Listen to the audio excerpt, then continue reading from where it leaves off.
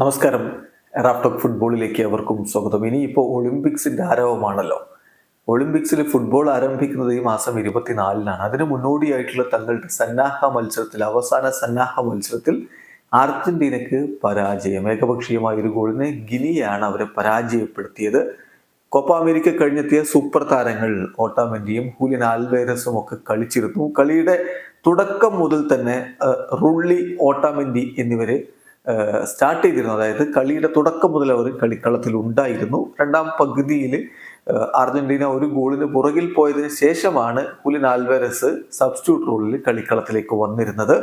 അർജന്റീനയുടെ ടീമിൽ Thiago Almada ഉണ്ടായിരുന്നു. വേൾഡ് കപ്പ് കളിച്ചിട്ടുള്ള താരമാണ് തിയാഗോ അൽമൈഡ. അങ്ങനെ മികച്ച സ്കോഡും കൊണ്ട് തന്നെയാണ് അർജന്റീന ഇറങ്ങിയത്. പക്ഷേ ഏകപക്ഷീയമായ ഒരു ഗോളിന് ടീം പരാജയപ്പെടുകയായിരുന്നു. അങ്ങനെ സന്നാഹ മത്സരങ്ങളെല്ലാം കഴിഞ്ഞു. ഇനി അർജന്റീന ഒളിമ്പിക്സിലെ മത്സരങ്ങൾക്കായിട്ട് സെന്റ് എറ്റിനയിലേക്ക് പുറപ്പെടുകയാണ്.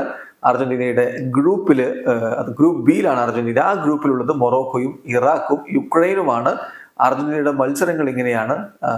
23-ാം തീയതി ജൂലൈ എന്ന് പറയുമ്പോൾ നമുക്കത് 24-ാം തീയതിയാണ്.